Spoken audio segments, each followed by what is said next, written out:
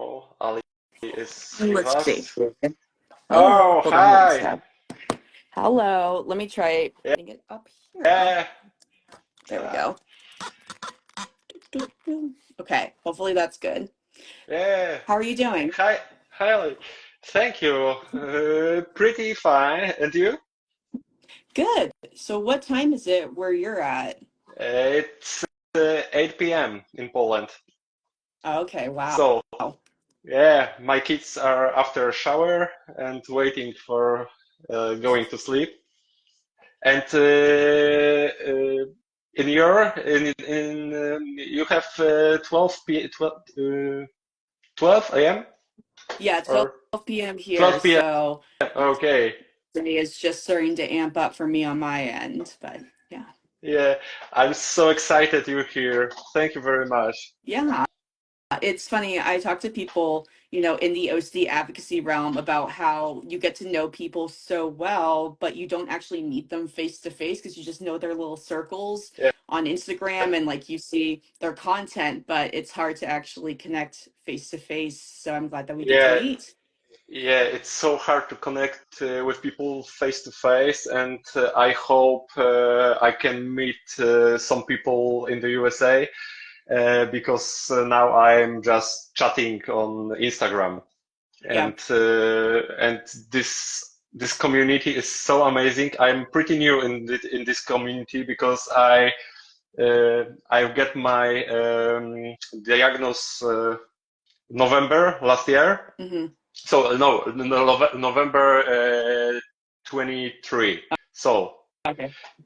almost 1 year, and I'm pretty new here, but I see that this community is so amazing and really helpful. Yeah. And I think that the international, side of OC advocacy just seems to be continuing to pick up momentum. And that's an area that's definitely near and dear to my heart. I don't know if I've mentioned to you before, but I'm actually a Canadian citizen. So I've grown up in the States, but that's where I'm originally from. I only got citizenship in the US, I think about 3 years ago. And I'm so curious about how things work, how you get connected to care outside of the States, like as if it wasn't complicated enough already, Yeah, just trying to figure out one country, but then hearing about how other people get connected is so interesting to me too. So, yeah. And we will speak tomorrow about this, about game changers in mhm. our recovery. And I have a few points in my head that really changed my life. And the really first point that changed my life is realizing that I have problem, that I need help, and I think this is the most important step in my recovery journey because I was suffer for 20 years with OCD, Mhm. and after 20 years, when I had really tough 3 years with ROCD, and this disorder started to ruin my life, Mhm. uh, and then I realized I really need help. I told my wife about this, and I started looking for help for a specialist. Mhm. Yeah. And for you, was the hard part realizing that like you needed to have some sort of, find treatment, or was it actually finding the treatment that was harder for you?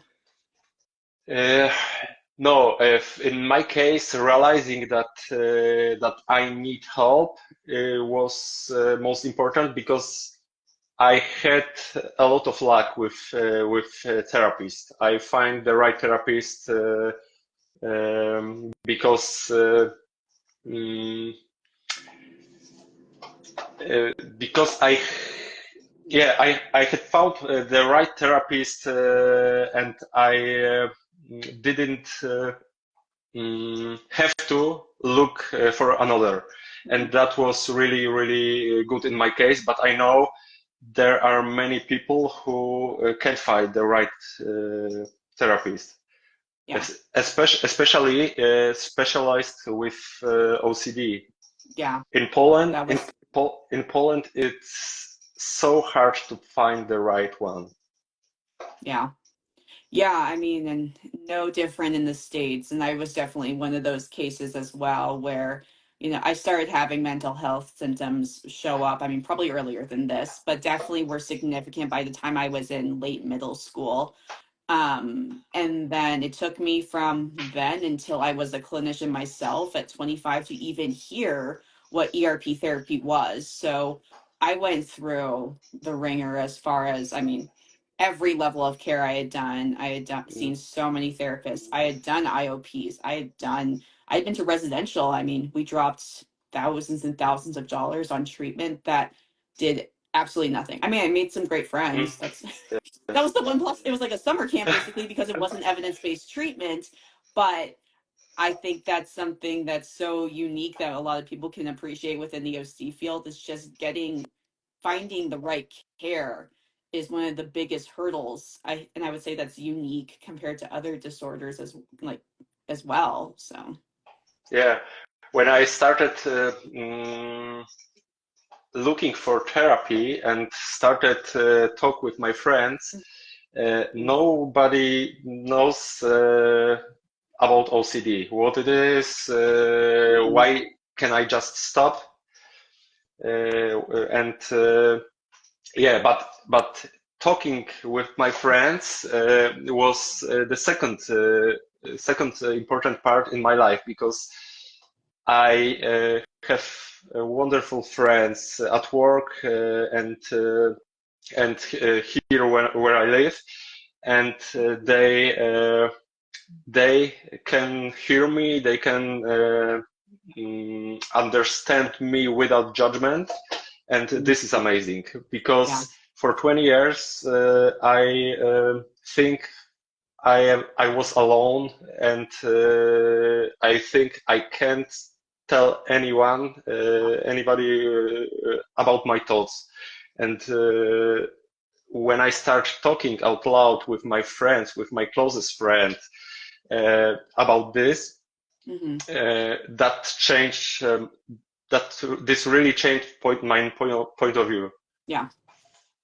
Absolutely. I think that's such a huge barrier for people getting help as well, is that they're terrified to even share their intrusive thoughts and the content of their OCD, especially when it is, taboo content, which is what I was dealing with at the peak of one of my most intense episodes in 2016. It was all harm OCD.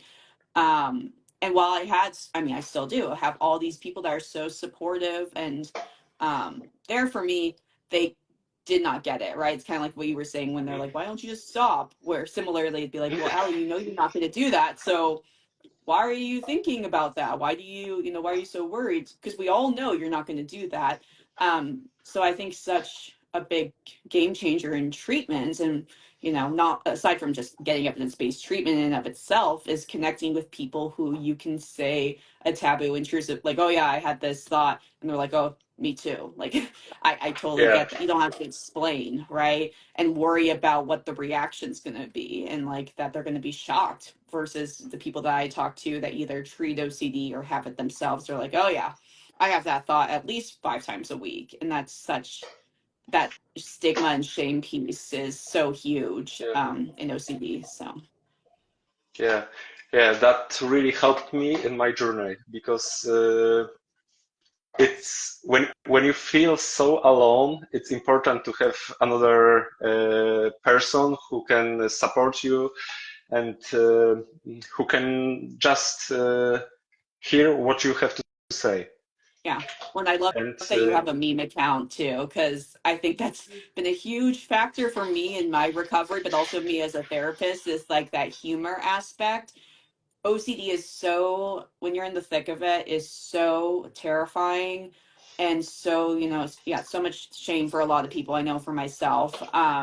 And so being able to like go through treatment and also bring that humor and that kind of flair to it is such a key piece for me. If I didn't have jokes and humor, it would be a way less, not only, enjoyable, a way more treacherous process, but also it wouldn't be as authentic, right? Versus like, yeah, I can whip up a meme about this crazy intrusive thought that has been debilitating, and that's something that helps me kind of move through the treatment too. Yeah. Uh, this meme page, my project was. I want to speak about this a few moments later, but when we started, I told this because this was a really game changer for me because I felt so alone. We didn't speak about my thoughts at home. I have few friends at my work who was really help,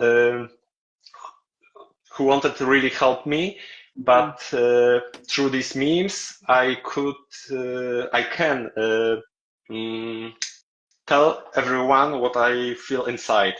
And this project, when I started this project in December 23, it was like therapy for me because I can look at my thoughts from distance. Yeah. I could, yeah, and this was really amazing. And without this page, I think I will not be in this community Yeah. where I am here uh, mm, because yeah, this is amazing when I can just write to people who I just see on Instagram, and we just talk like friends. And Yeah. I know I'm not alone, and these people understand me, understand what I'm feeling inside, and this is so important. Yeah. And Absolutely. this community really changed my life, and I'm really grateful for that. Yeah, absolutely. And I think there's something unique about memes. I always joke, but I think I actually mean it, where I say memes are the future of psychoeducation because I love creating like memes Yeah, around different types of therapy, you know, interventions, different concepts within OCD and ERP. And I think there's something unique about them because they're like a template, right? Like you see the same pictures being used with all kinds of different content, anything, right? You can create a meme about it, yeah, but it's the same picture. And I think there's something about that that feels a little safer, at least for me, when I'm like, you know, trying to, you know, use humor to get through something really tough, of like using something that people are like, oh yeah, I've seen that picture used in other contexts, but using it with my content, with my OCD, something that's more vulnerable that I feel like people connect with, right? And people can look at it and be like, even if I don't understand OCD, I understand kind of like the premise of this meme and kind of what it's supposed to be joking about as far as the responses or the reactions. And so I feel like it's an easy way to connect with people who either understand, but even those who yeah. don't, right? In a way that's Yeah, safe, but yeah, also authentic. right. When my friend from work look at my memes earlier, he didn't understand what OCD is, and he just look at my meme and okay, I got it. I know what you feel inside and what really OCD is. And this is awesome because this is a really easy way to show people how uh, how OCD affected us. Yeah. Yeah, It's kind of like how, you know, the meme with the dog holding the coffee mug and with surrounded by the fire. I feel like yeah, that picture became really big in the pandemic and people were using it and they still do. I do yeah, regularly of like, this is how I feel in like an image form. And I think it's a similar thing of like, oh, this pinpoints a universal kind of feeling or experience, right? That then you can add words to make yeah, specifics, you know, maybe more honing on your specific experiences. But I like that aspect of it. Plus the fact that it's like humorous, I think sometimes takes yeah, away a bit of the power from how scary OCD and anxiety yeah, can be, right? yeah. It kind of And dismantles it in that way. yeah, and humor makes OCD a little weak. Mm. Yeah, and OCD is not so strong when we laugh and when we put some humor on it. And Mhm. uh, believe me or not, before this project, I didn't make any memes in my life. This is the first meme about OCD, and yeah, and I think I feel this, Mhm. and I can educate people or help people in this way. Yeah, absolutely. And also, I think what you were saying of like how therapeutic it can be for yourself, of like, this is something that I can share, that maybe it, there's a wide range of ways that people can do advocacy.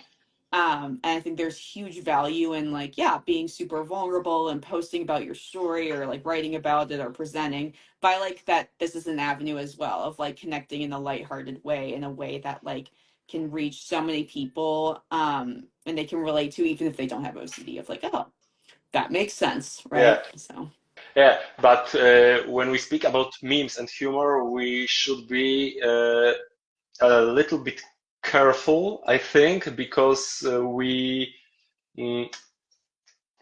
there is a danger to show people that OCD is not so serious as mhm, really is, yeah, and this is so important, and that's mm, why this is why knowledge and educating self-education is really important, because yeah, before I started this page, when I started therapy, this is a game changer, starting therapy with my yeah, wonderful therapist, uh, and I started educating myself, reading books, and mhm, this was, I think, the the one of the biggest game changer in my life, because I I have higher level of knowledge about OCD. I know what mhm, is reassurance. I know what is ERP, and yeah, so many people after many years of therapy don't yeah, know what to do. They don't know what ERP is, what is acceptance and mindfulness, and this is not so good. yeah, But yeah, we can change this. yeah, So no, education, and self-awareness, I think. yeah, no, that's such a good point about the like the other side of humor, of like where it can make it seem like it's not as debilitating. For example, I'm just thinking Yeah, about, I posted a reel last night that uses a clip of someone saying something like, I think like, you want me to die or something, like it's like a joke meme sort of thing. And I posted that because I was thinking about my experience of having severe health anxiety and health OCD, yeah, and said something about like, yep, this is what me talking to my therapist at the beginning of ERP. And I'm kind of joking about it now, but let me tell you, I was not joking when that moment was yeah, happening, right? Like at the beginning of when I was in residential level treatment with very severe, completely untreated health OCD and anxiety, and I was speaking to my therapist, I quite literally was sitting there on the couch sobbing, being like, you're asking me to be okay with dying. You're yeah, asking me to basically give up on trying to protect myself, on trying to make sure I'm okay. Do you understand what you're asking me to do? Right. And so I think sometimes that's the parts that, like you say, you risk like people understanding how debilitating the seriousness of it. And yeah, that I certainly was not joking back then. There was sobbing and a lot of pain and heartbreak for me to get to the point that I am now, that I can joke about my own experiences, not other people's, but specifically mine, right? And sometimes I think people might miss that.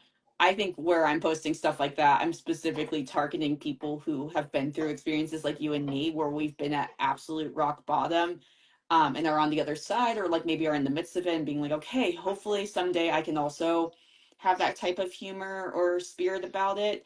Um, but then the people who haven't, maybe they aren't getting like, oh no, you don't understand what I had to get through.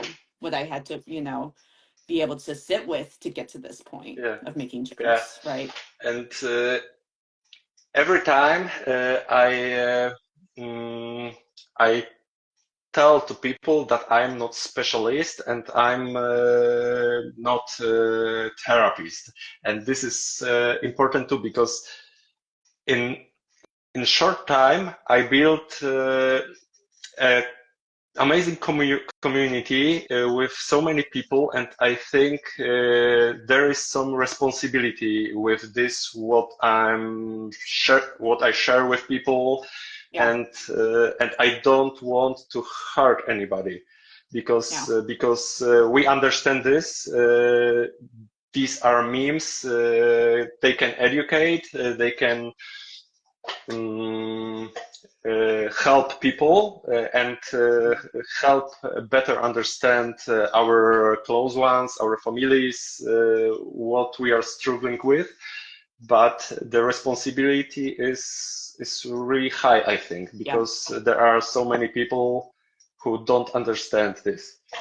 Yeah, absolutely. I think that's a huge game changer for me in my recovery, or not my recovery, but in my advocacy work, is also continuing to go back to like when I'm wondering about, oh, like what should I share, what should I share?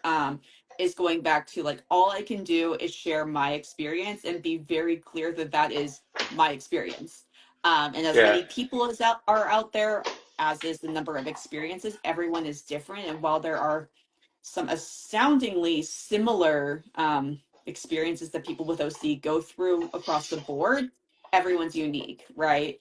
And so even when I yeah, post, like, for example, that video to, joking about like, I'm gonna die, blah, blah, blah. I'm thinking about, something that I went through. I'm not saying this is something that everyone with yeah, OCD is going to go through. And that's where things get dangerous, is where people kind of create a one size fits all type of yeah, mentality, or almost like a prescriptive response of like, because I have OCD, this is what you're going to go through. And I'm like, no, that's not. That's where it gets into a dangerous territory of like, I'm acting like I'm your provider, giving directions rather than just sharing from a place of, this is what I went through yeah, and I want to hear about yours, right? yeah, right, agree. Uh, yeah, absolutely right. And when we speak now about this community sharing our experiences and our stories, uh, before I started making memes, I joined to the Facebook group about OCD in Poland, and this is also amazing because there are many people who help me, but and this is game changer for me. The people who show me, Lucas, you're not alone. Mm, We know what you feel inside, but mhm. there are so many Facebook social media groups Yeah, when we can find so many we can find reassurance yeah.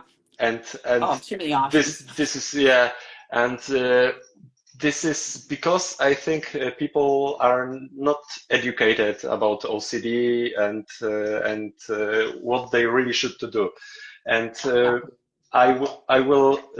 I will speak about this because this is so important. yeah, Education and knowledge, self-awareness, because we really social media are really amazing. Social media connecting people, and we yeah, can use uh, our accounts to help people, but we have to be careful yeah. in Absolutely. this. Yeah, yeah, Yeah, and then. Uh, in my case, really game changer was also ERP, yeah, and this is really game changer for me. ERP, ACT, and also mindfulness. So these tools help me get through these hard times. And it's not easy, but when you started looking for knowledge about this with help from your therapist, this is really a game changer. Mm-hmm. But first, we have to understand that this, for example, ERP can't hurt us. This is really helpful for us, but it's not easy, and we have to practice this, like Mm-hmm. workout, Yeah. this is also so important because many people think they go every 2 weeks to therapy session and that's all the job. And this is not true. We have to Yeah. practice ERP, mindfulness, and this is not easy. But every day, every small steps, when we understand this, really can help us to recover. Mm-hmm. This is a game changer. And Yeah. yeah, Yeah. And I mean, when people, I can absolutely attest as someone who, had very, very severe untreated OCD and was a clinician when I went to residential treatment. And at the beginning, I mean, that was extraordinarily difficult. I cried all the time. yeah, But what undeniably is harder than ERP is living with untreated OCD for me. And living with untreated OCD was the hardest, most debilitating thing that just my life was unrecognizable compared to when my OCD is treated and after doing ERP. Um, and so, yeah, absolutely. Like ERP, I don't think it's not a stretch to say that it saved my life. I'm curious for you, what was like the game changer, the thing that, or maybe the path you took or stumbled upon to get connected to ERP? How did that happen for you, or how did you eventually get connected to the right care? uh, uh, when I started therapy, I started read books about ERP, about uh,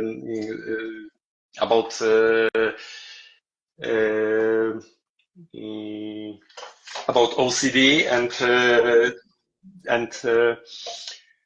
when I started looking what is really helpful for me for OCD treatment, I started speaking about this with my therapist because my therapist is not CBT therapist, but she really good know what OCD is and what is the best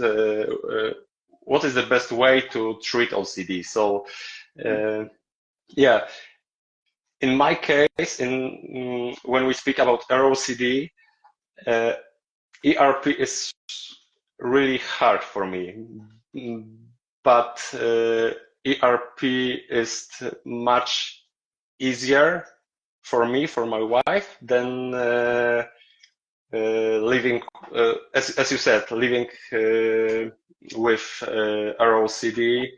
Uh, every time asking for reassurance, and yeah, this is really painful for me, but especially for my family. Yeah. And Oh, yeah. if I have here ERP and here living with OCD, the answer is simple, Yeah. but the way Absolutely. is not easy because ERP is not easy, and important is to understand that we don't have to make huge steps, and we can't recover in 1 week. Yeah. Yeah, Which and this we is would love important. to. I think Yeah, that's like a staple of, anxiety. One of the greatest indicators that anxiety is running the show, I like to say, is urgency.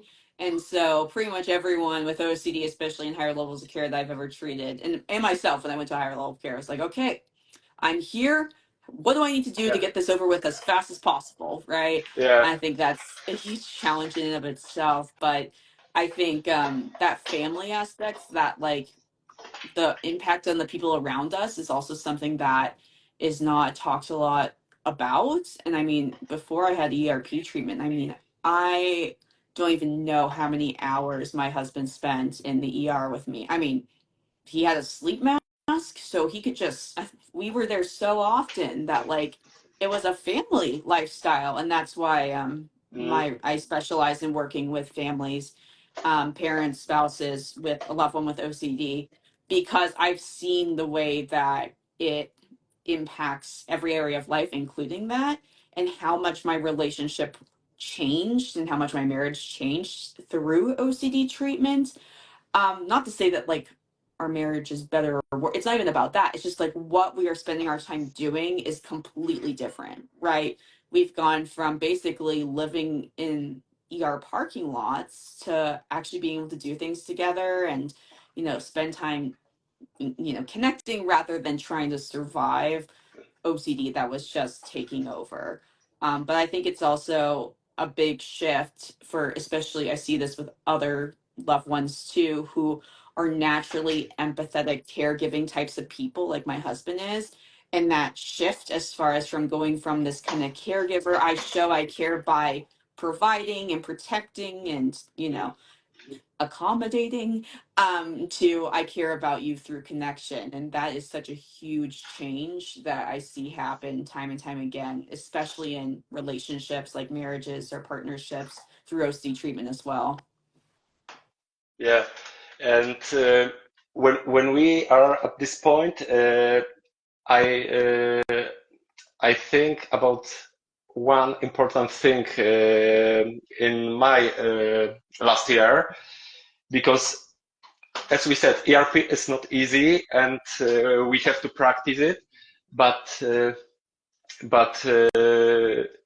really often when I did exposure and then I unfortunately did also compulsion, uh, really important is self-compassion.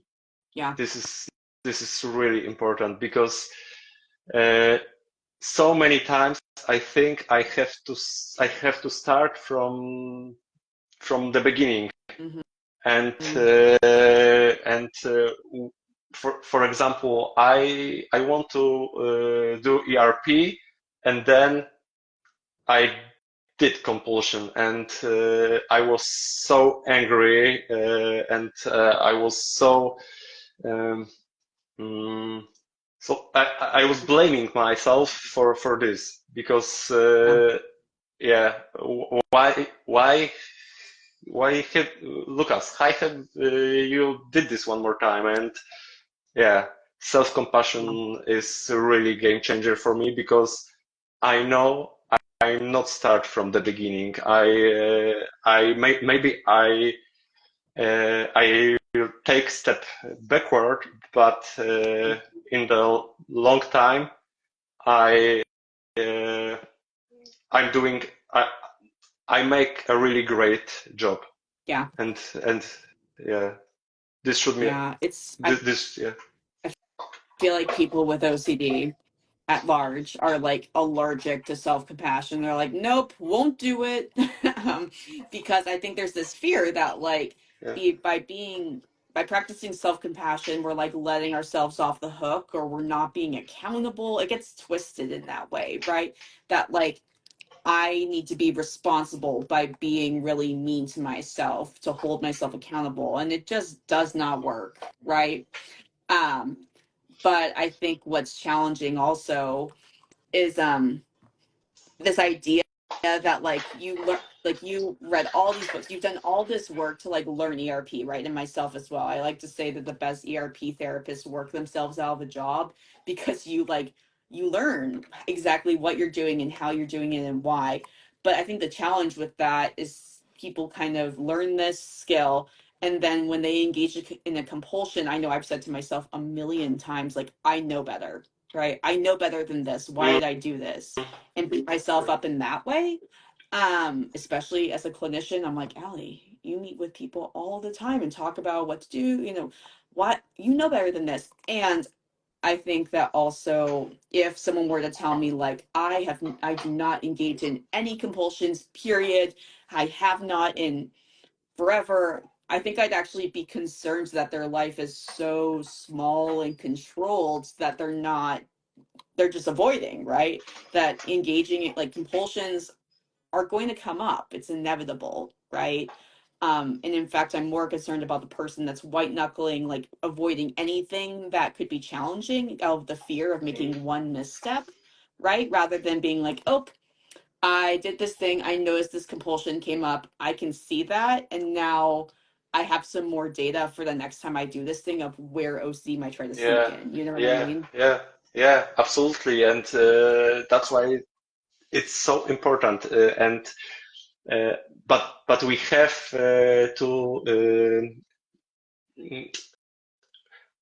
to speak about that self-compassion is Hmm. not mm, is not making us so we when I will tell myself I have OCD and yes, I use self-compassion and I can do anything. I can ask my wife for reassurance. She is angry for Yeah, me for this question and w- what? I have OCD. This is not right. self-compassion. This is yeah. We have uh, to tell out loud that self-compassion is not uh, mm, self-compassion is not we can't do anything we want. Yeah. So It's a yeah, spectrum, right? I think that yeah, people don't realize that like self-compassion, there's one end of the spectrum of like absolutely none of it, like I'm going to bully myself in my yeah, head all, because I need to make sure I'm doing things right and I'm responsible and accountable. yeah, Then the other end of like I mean, I don't even know if I call that self compassion, but more so just like lack of even boundaries within yourself or lack of self insight of like, yep, because of this, it doesn't like I have permission to do yeah, whatever and whenever. yeah. I mean, you can live I that way, can, but it's yeah, going to make it really challenging for people around you too, yeah. right?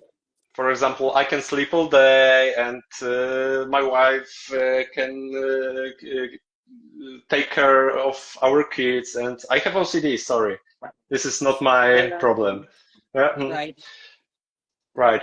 And the same thing about acceptance, because acceptance is really important because I know that I am not my thoughts, that these thoughts are just thoughts and this is okay. This I understand Mhm. perfectly, but many people think that acceptance is accepting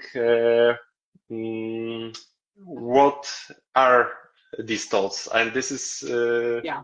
Like approval. yeah, yeah, yeah, and we just have to accept that thoughts are just thoughts, nothing more, Yeah.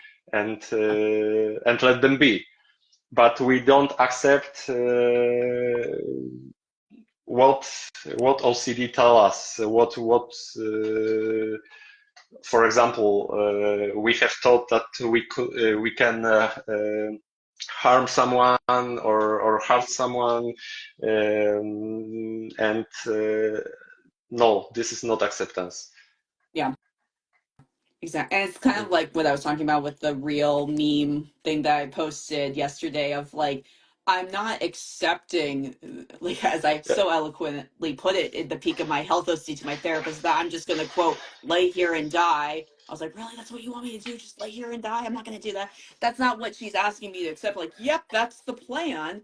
No, instead, it's like this thought of, I'm going to accept that this is the thing that my brain is hooked on, that there's a possibility. There's possibilities for anything, right?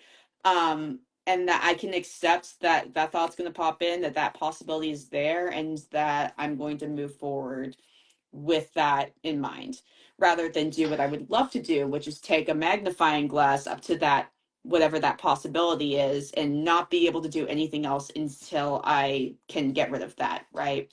Get rid of that Yeah, possibility, get rid of that uncertainty, that fear, whatever it may be. And I think that's OCD in a nutshell. Is absolute. I will not accept this feeling, this uncertainty, this anxiety until I get rid. Like I need to get rid of it, right? yeah, yeah. And people, that's why I make so many relatable memes about Mhm. this, because especially with taboo Yeah, thoughts, people around us don't understand that these thoughts are just thoughts, and understanding what really acceptance is is the really important thing yeah, for us as sufferers, as well for all people around us yeah, at work, at school, and everywhere, yeah. because it's really hard to speak about these thoughts when we know people will judge us, and will don't understand. Yeah. Well, I think what's interesting is that, like, when we're trying to explain these thoughts to other people, but more likely than not, the person that is most distraught about, this feared outcome, this is us, right? That's why OCD has taken over our entire lives, trying to prevent that from happening, right? Like I think about with my harm OCD, especially with driving, that's always been a huge one for me, is driving and harm OCD. And how I have absolutely in the past just let that take over my entire life and schedule of, I don't drive anymore. In fact, I sit in the back seat. In fact, I sit in the back seat and sit on my hands.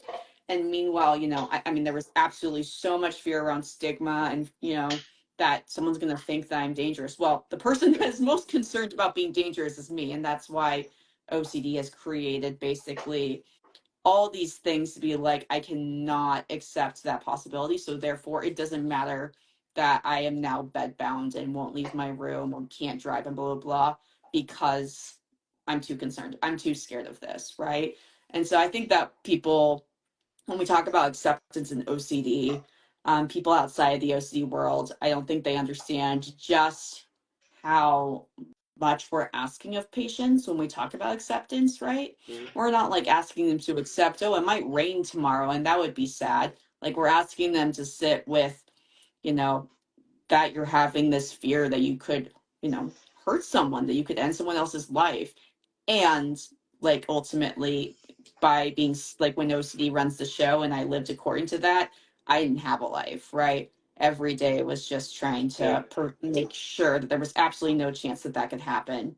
Um, and that's a hard thing to explain to people that haven't been through it themselves sometimes. yeah. That's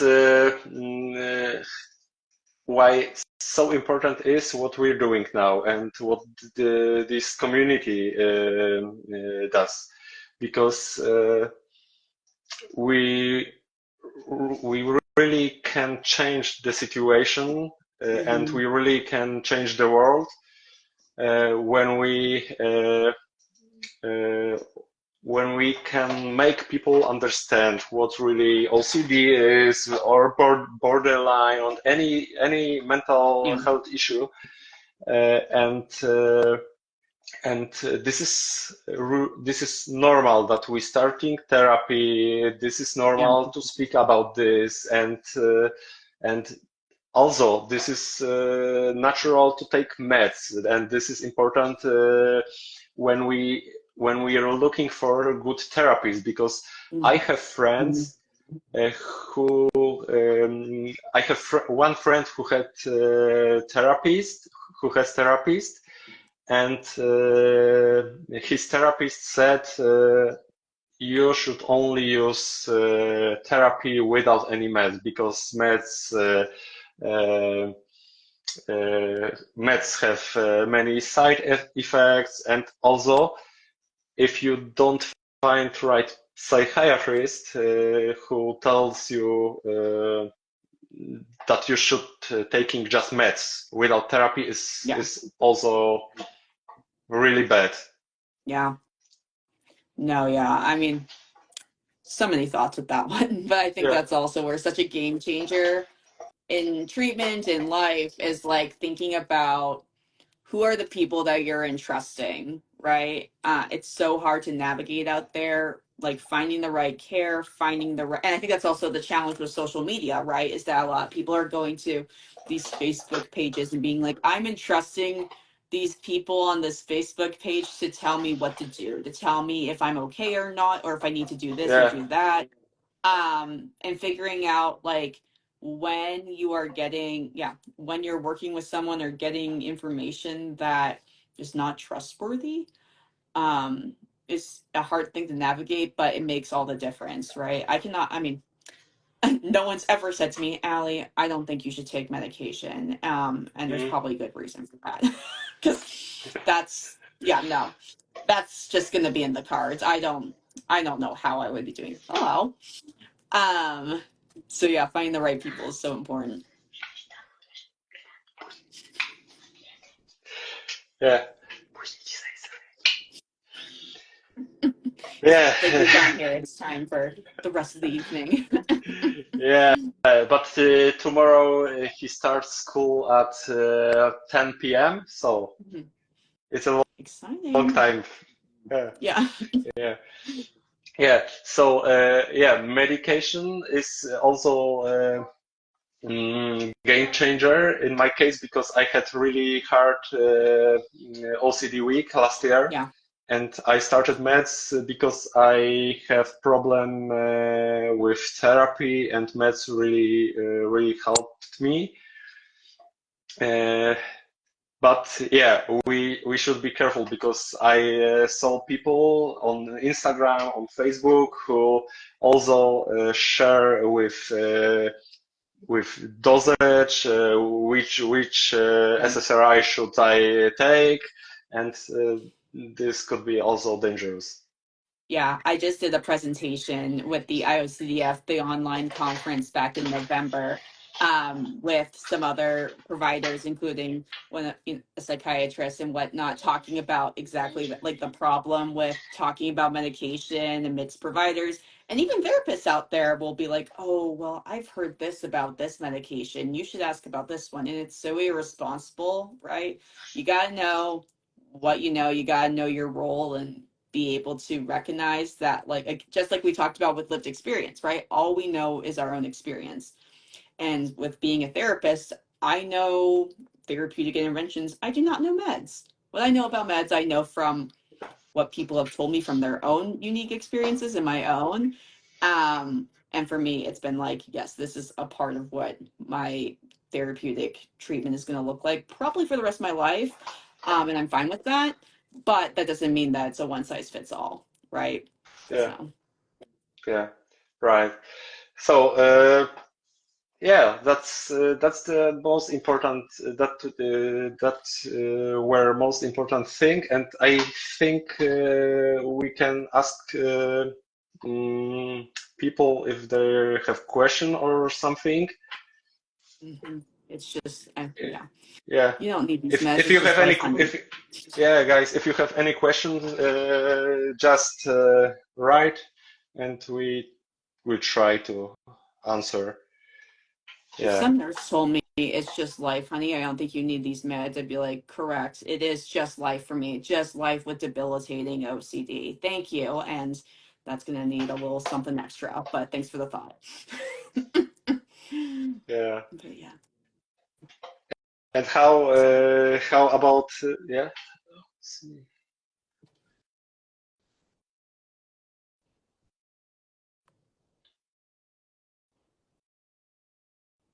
I'm just catching up on comments. I haven't been looking. Yeah.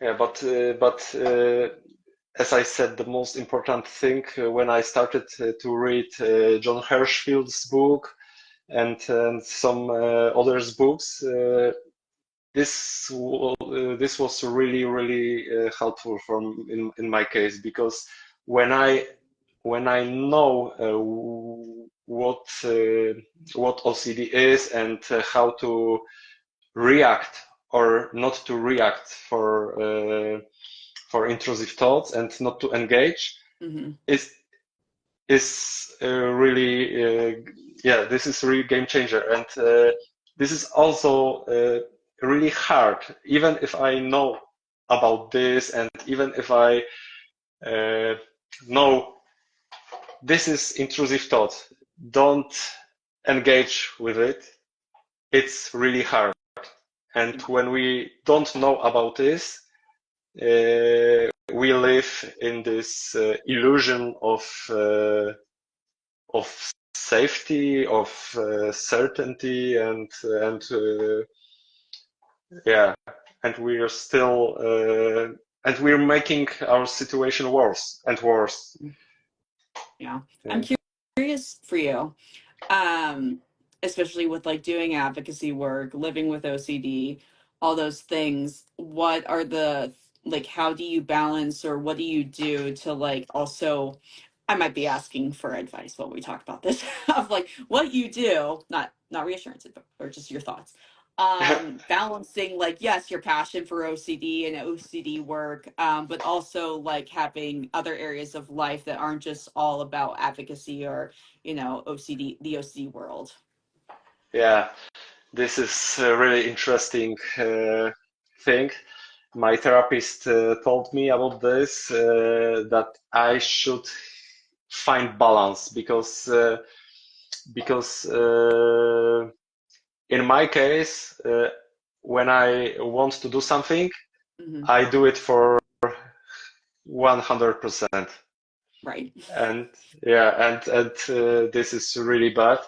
But but this advocacy and this project, this small project last year ago, and I think a really big project right now, Hmm. uh, it's for me like self-therapy too, Hmm. because it's really helpful when you can't speak about this with your family. Yeah. Yeah, it's really good to have friends who can hear you, like my friends from work, Yeah. and this is really awesome. But they are not living with me all the time Yeah. here, and when I'm alone, when I'm with kids, with my thoughts, my project and my memes are something like, yeah, like a therapy, Hmm. self-therapy, but also therapy uh, helping other people. Yeah. Yeah. No, I can Yeah, appreciate that. I think like and finding a, go ahead. yeah, and this is amazing feeling when you're doing something and you see so many people's who understand what you're feeling, and too many Mhm. people who really needs that help. Yeah. Yeah, Absolutely. There's something so rewarding about it. And like, I think that like being 100% in, I don't have any data or research to back this, but I feel like that's a very consistent thing I hear from people with OCD of like, oh, when I do something, I am all in, right? yeah, Um, and I think it can be so challenging when you are passionate and you're doing advocacy work. And for me, it's also like I'm a clinician, that's my career, and finding that balance of like, what are the other things that also bring me joy and purpose and meaning, I've been joking for years that I need to find a hobby. And over the holidays, I decided, I was like, that's it. I'm doing crocheting. And I was the most disgruntled looking crocheter of all time. I was like, I am going to find a hobby that has nothing to do with mental health. But I think that that's also a key piece to Yeah, treatments. yeah, And OCD like, that life in general is like, what are these, I love helping people. I love talking about my lived experience. yeah, And what are these other areas of life that I want to continue to pursue and maybe weave into the OC work or advocacy work I'm doing, but that aren't explicitly mental health advocacy or mm, related to that world at all, which for some of us, when we have that 100% all in personality, can be really challenging. So, yeah. Yeah, when I started reading books after my diagnosis, I really spent many hours on reading books, and my wife yeah. told me, "Oh, I think in few months you go to psychology studies, and Mhm. yeah, because yeah, I do things for 100%, but." Mhm. Mm, but now, and this is also dangerous because some people who looking for knowledge for education started educating about OCD, Mhm. and this is never-ending story because I in my case, it's okay, but many people's looking over and over Mhm. for new books or for new methods or tools, and Yeah. they don't live their lives Yeah. Yeah. And because everything is around disorder. yeah. It is very hard as someone who also works in the field. And I think a lot of other people who have lived experience and are also clinicians in the field have that same feeling of like my podcast, like my lineup of all my saved podcasts. It's a consistent theme. Let's just put it that way. My Yeah, husband's like, could we not listen to a podcast about OCD and or ADHD for once? I don't know. It's kind of my hyperfixation of choice, but I think that's where like being conscious about what are the other things, right? What are the areas of passion to create that balance, or just some other ways to be creative. And sometimes that can be challenging, but I think it makes people a healthier version of themselves rather than yeah, like continuing to try to learn more all the time, right? It's like, how about even if it's just trying to crochet for 2 weeks? I was like, I'm going to do something that has nothing to do with the mental health field. I think I'm gonna have to try something else. The crocheting thing isn't seeming very. yeah, I don't think it's gonna have a lot of longevity to it, given how that went. But finding other areas of passion, yeah, is something that I need to work on as well. So yeah. Yeah, and in my case, as I said, I'm not a therapist, and mm, I don't work in mental health. I just yeah, sharing my experience, yeah, and this is also a different point of view as you, yeah, for example, when you're working, this is your job, yeah. and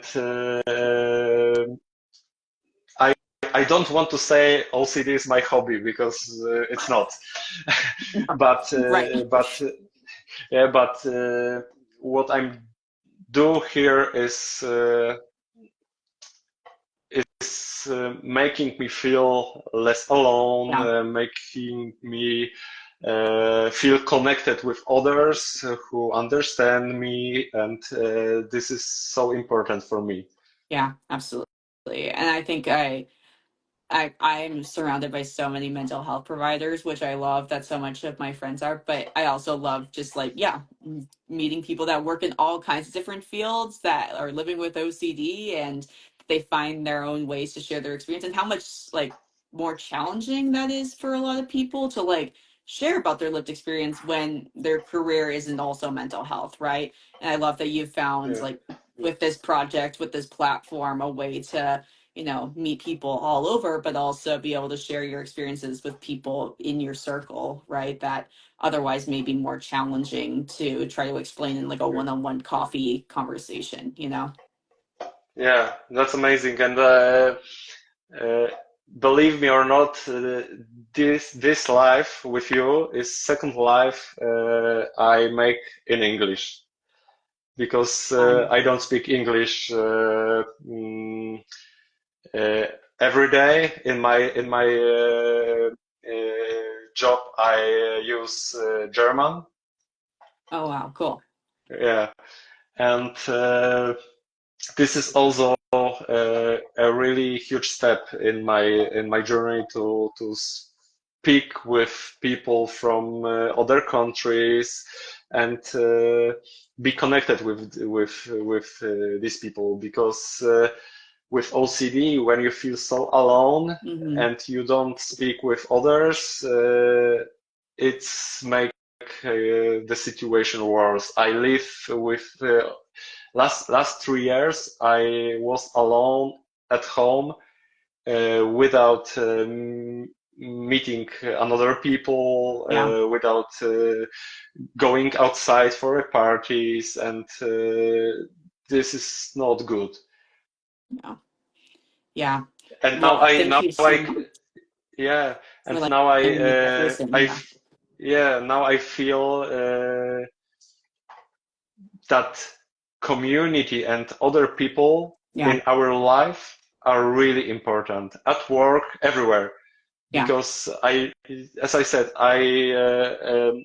when COVID starts in 2019, yeah, I was alone in my garage, did my workouts alone yeah, without other people. Then started home office time at work, so I didn't meet anyone. yeah. And this and people around us really matters. Yeah. Yeah, I know that. For me, kind of the spike of my OCD before I got intensive treatment or any OCD treatment for the first time was in 2020, also during the COVID time. I think that was kind of an incubator for a lot of people's Yeah, OCD and the self-isolation. I didn't have contamination OCD, but it just that self-isolating. And I know for me, part of how I coped was I would just sleep till 3 p.m. just for the sake of mm, avoiding being awake and having intrusive thoughts, and couldn't drive. I wasn't driving. I was barely leaving the house. And that is just like an unrecognizable form of myself. I'm a chronic extrovert. So it was like, it was just such, that level of isolation is hard for me to even like, it feels so disconnected from who I am. And I feel like for people with OCD, it being in that spot is so common, especially when it really takes over. And so I really appreciate you sharing with me about your experience, and about, yeah, and sharing on a platform like this. And yeah, I mean, it'll be the second time I'm honored to get to hear about your story. yeah. And I hope we can meet sometime one day live. Well, This is this. my childhood best friend, she has Polish citizenship, and so we spent a lot of time on the phone talking about me moving to Canada and her moving to Poland.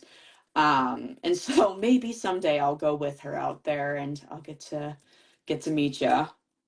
Yeah, that will be cool because yeah, social media are really cool tool, Hmm. but this also and this is awesome. We can speak here now, Yeah, but we should remember about people who we can meet in reality yeah, because this is really important. So yeah. I was telling my therapist I spent a lot of time on between, yeah, emails and telehealth and whatever. I yeah, spent a lot of time on my phone and laptop, and it's fantastic. But finding as many opportunities as possible to see people in person Um, it's a game changer. I know there was an advanced training with the IOCDF in Toronto in the fall, and just to meet other people that I've known on Instagram and LinkedIn and whatever for a Yeah, long time. I'm like, oh my goodness, you're a human, like in the flesh. yeah, You're not just a yeah, circle, is always and and exciting. So and we know, yeah. I give you, for example, I gave you many likes on Instagram, many comments, and we don't know what person is behind this account. right. I know. I'm like, I know like your profile picture. Like I could like visualize Yeah, it if I say so it's like, yes, putting a yeah, face and a really voice. handsome man. Yeah, Yes, with the side angle. I'm like, I know who that is just from the picture alone. yeah. So So, Ali, thank you very much for today. no, thank I hope we can, you. yeah, we can meet one day and see you next time on Absolutely, yeah. Instagram or in reality. Hopefully a little bit of both. So Yeah, thank you awesome. very Thanks for much. chatting. Bye All bye. right. Bye bye.